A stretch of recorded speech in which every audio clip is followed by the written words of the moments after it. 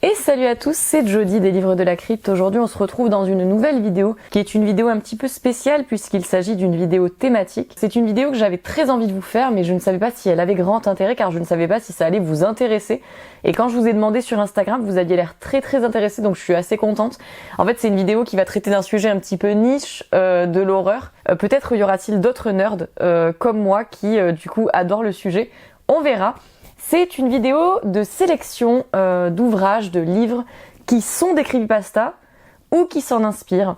Donc on est sur cette thématique de vidéo aujourd'hui, on va plonger dans l'univers des creepypastas. Qu'est-ce que sont les creepypastas pour ceux qui ne connaissent pas? Eh bien, il s'agit, pour le résumer assez simplement, de légendes urbaines terrifiantes, d'histoires terrifiantes, qui sont diffusés sur internet. Très souvent les creepypastas, on va les retrouver sur des sites tels que 4chan, Reddit, etc. Et moi c'est un univers que j'aime énormément puisque quand j'étais jeune, je traînais à l'époque sur Skyblog et je lisais du coup les creepypastas là-dessus. Mais pas que évidemment puisque je me baladais sur d'autres sites et aujourd'hui je les lis toujours sur Reddit. C'est un univers que j'aime beaucoup, que j'apprécie beaucoup et donc du coup j'avais envie de partager avec vous mon goût là-dessus. Donc j'avais envie de présenter des ouvrages aujourd'hui qui soit étaient inspirés de creepypastas déjà existantes, donc de légendes déjà existantes, ou qui en étaient des nouvelles créées de toutes pièces. Je suis très contente de vous faire cette petite vidéo de sélection et j'espère que dans ce petit schmilblick d'ouvrage, vous allez trouver ce qu'il vous plaît. À la base, je voulais mélanger creepypasta et mix média ensemble. Mais finalement, je me suis dit que j'allais faire deux vidéos différentes parce que c'est quand même deux sujets assez différents, bien qu'il y ait quelques similitudes, mais c'est assez différent. Il y aura une vidéo creepypasta, c'est celle-ci, et une vidéo de romans d'horreur mix média. On s'attardera sur ce sujet du coup dans cette vidéo-ci. On va commencer de ce pas pour cette sélection de livres creepypasta. Tout d'abord, le premier, c'est Pen Pal de Dayton Auerbach, puisque Pen Pal, c'est une creepypasta en soi, ça a commencé sur Reddit, et c'est un livre que je trouve extraordinaire, Pen Pal, je vous en ai parlé souvent sur la chaîne. C'est un livre qui est extrêmement bien conçu, puisque au travers de plusieurs anecdotes qui nous sont contées par le personnage principal, on va se rendre compte, de son enfance jusqu'à sa vie adulte, on va se rendre compte qu'il y a quelque chose qui cloche dans son expérience, et que vraiment quelque chose dans sa vie est particulièrement étrange et terrifiant. Je peux pas vous en dire plus parce qu'il est compliqué pour moi de vous spoiler ce récit, sachant que ça se découvre, vraiment c'est un récit qui se découvre.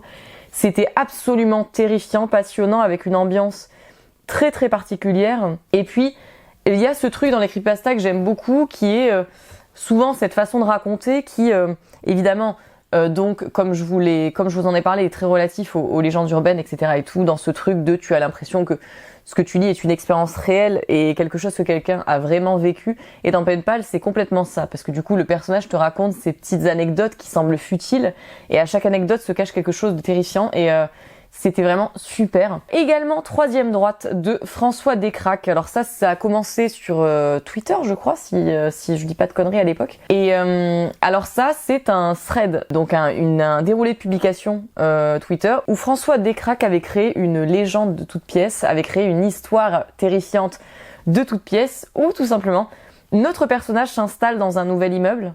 Et dans ce nouvel immeuble vont se passer des choses vraiment extrêmement terrifiantes. Et c'est un livre qui m'a vraiment fait peur, vraiment fait peur. On a vraiment des photos, plusieurs du coup médias dans ce livre qui nous permettent de suivre un petit peu cette creepypasta. Et c'est absolument incroyable. Il y a un moment, pour ceux qui l'ont lu, je pense, qui va vous parler, dans une cave qui moi m'a terrifiée. C'était vraiment un super livre que je vous conseille du coup dans cette thématique toujours. Également, creepypasta, ça c'est tout simplement un recueil qui va comporter plusieurs creepypastas assez connus. Comment vous dire? Parce que effectivement, il y a beaucoup de gens qui m'ont fait remonter ça et c'est vrai. Moi, je l'avais lu en e-book. En e-book, c'est très lisible, c'est impeccable, c'est assez bien foutu et tout. Si vous l'achetez en matériel, le problème étant que la mise en page est pas folle, vraiment est pas folle du tout. Donc ça, c'est le seul point à prendre en compte si vous décidez de le lire en matériel plutôt qu'en e-book. Mais c'est génial pour en savoir plus sur certains creepypastas si vous ne connaissez pas. Il y a notamment dans celui-ci La Maison Sans Fin qui est une de mes creepypastas absolument préférées. Il y a aussi l'expérience russe du sommeil. La Maison Sans Fin, c'est des jeunes qui vont aller vivre une expérience. Ils sont récompensés s'ils arrivent à aller au bout de cette maison, mais c'est parce qu'il croit. Il y a une saison de Channel Zero qui a été inspirée de cette creepypasta. L'expérience russe du sommeil, c'est cette creepypasta où ils enferment des gens dans une pièce avec un gaz qui les empêche de dormir et ils voient les effets de cette privation de sommeil sur leur santé mentale et physique. Il y a vraiment des creepypastas assez connus du coup dans ce recueil. Donc je vous conseille, même si la mise en page effectivement du livre papier n'est pas terrible. Ensuite il y a In the Backrooms de Matteo Bonici.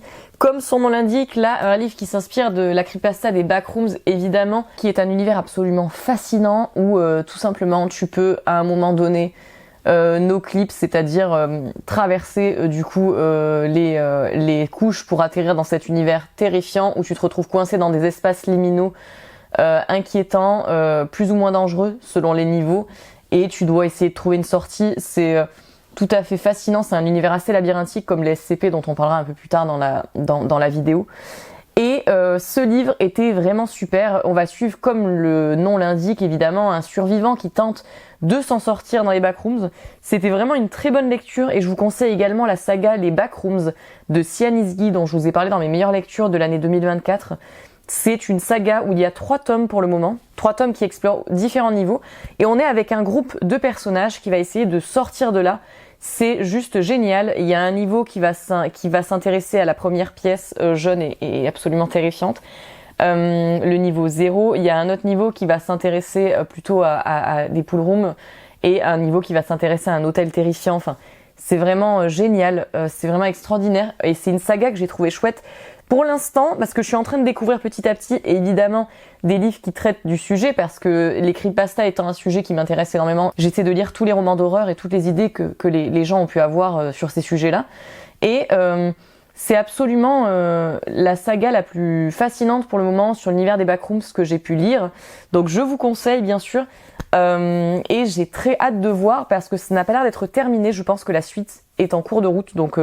très hâte de lire la suite de cette saga. The Patient de Jasper DeWitt. Alors ça, c'est une creepypasta en elle-même, c'est-à-dire que c'est une histoire que j'ai trouvée absolument terrifiante d'ailleurs, avec un médecin qui va décider, alors que personne ne voulait s'en occuper, de prendre en charge un patient qui n'a jamais réussi à être accompagné. Personne n'a réussi à l'accompagner, personne ne veut accompagner ce patient. Et notre médecin, il va décider de dire, bah moi je veux essayer, je veux tenter. Et évidemment, vous vous en doutez, tout ne va pas se passer comme prévu, l'histoire est absolument terrifiante.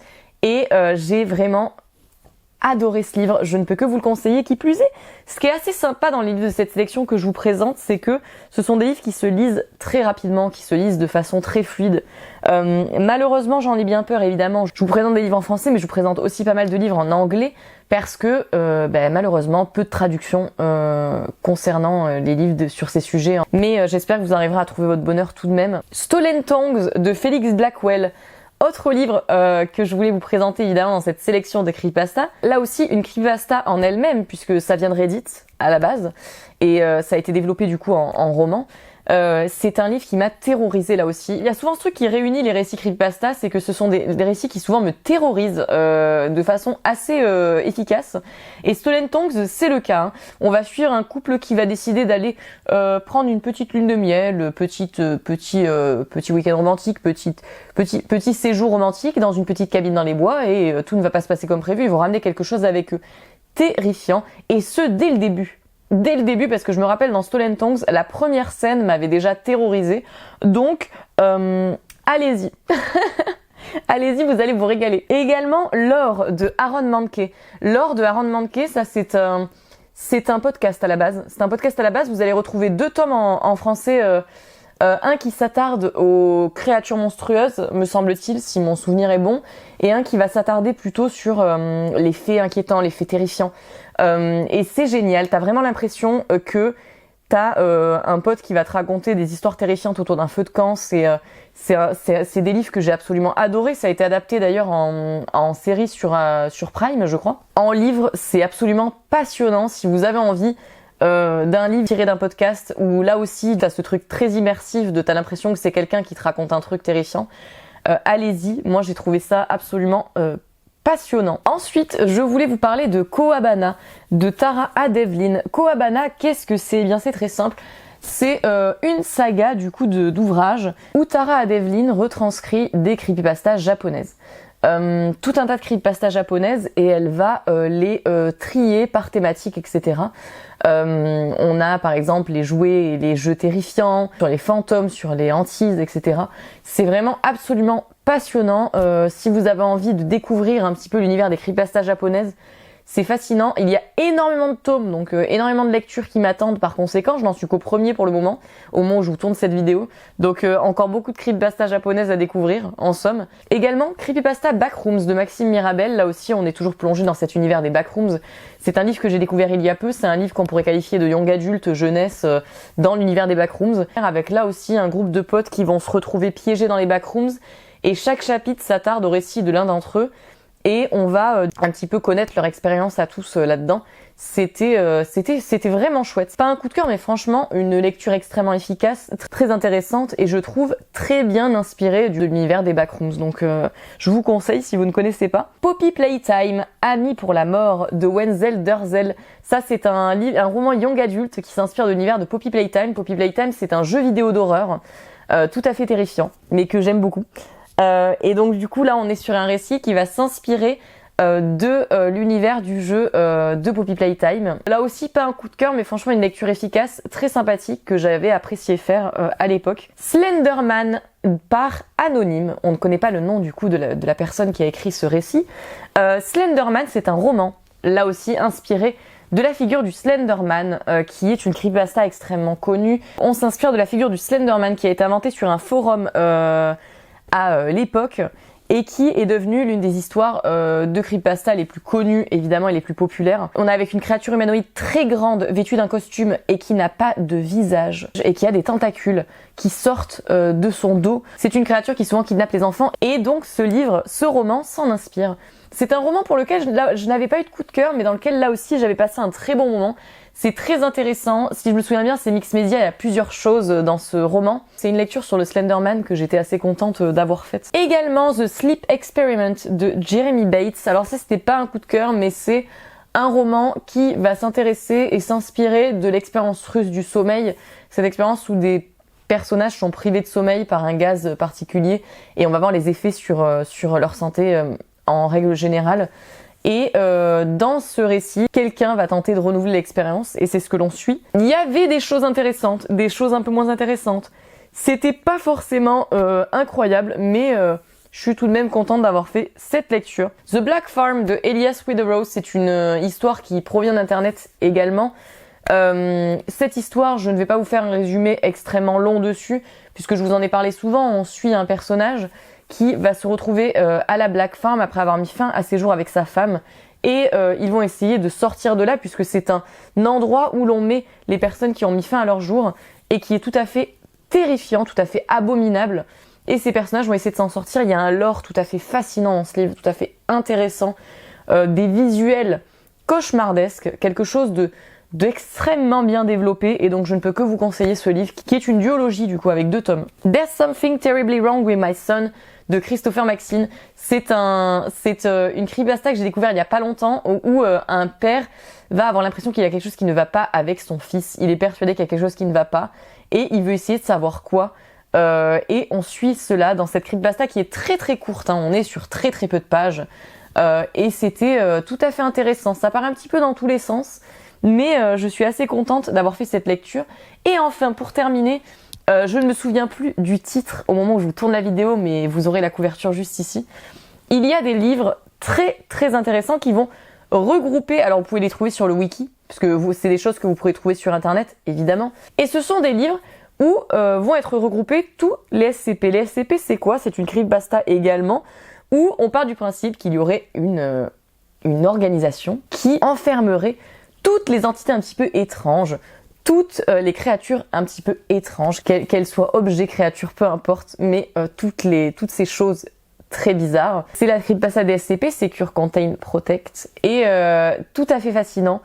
Et cet ouvrage regroupe absolument tout, si cela vous intéresse par conséquent. C'en est fini pour moi, je vous ai présenté tous les ouvrages creepypasta de cette sélection. Je n'ai pas pu tout vous mettre, évidemment, il faut forcément que je fasse un tri dans ces sélections, vous le savez. Mais j'ai essayé de vous faire une sélection assez sympa. J'espère que ça n'aura pas été trop incompréhensible pour vous, pour ceux qui ne connaissent pas. Et j'espère que pour ceux qui connaissent, cela vous aura plu. N'hésitez pas à me faire un retour là-dessus si cela vous a plu ou non, puisque si ça vous intéresse pas, je renouvellerai pas forcément l'expérience. J'ai encore énormément d'ouvrages creepypasta à lire dans ma pile à lire, c'est assez incroyable. Notamment, il y a Tales from the Gas Station de Jack Townsend, Bienvenue à Night Vale de Joseph Fink et Jeffrey Cranor. Il y a également Five Nights at Freddy's de Silver Eyes, The Worst Kind of Monsters de Elias Witherow. Il y a également Backroom Logs, Dreadful Encounter de Alan Rexford, No Sleep de Wyatt Carroll, Liminal de Blair Daniels. Bref, c'est assez hallucinant tout ce que j'ai à lire encore en termes d'ouvrages creepypasta. J'en ai beaucoup dans ma pile à lire et vu que c'est une thématique qui m'intéresse beaucoup. La prochaine vidéo, ou celle qui arrivera juste avant celle-ci, c'est la vidéo du coup sur les ouvrages mix média, puisque je ne les ai pas mis ensemble. Je me suis dit que faire 2 vidéos séparées était un petit peu mieux. En tout cas, j'espère que cette vidéo vous aura plu et que j'aurai réussi à vous embarquer dans ce sujet et que cela vous aura passionné tout autant que cela me passionne. Je vous fais de gros bisous et je vous dis à très vite pour une prochaine vidéo.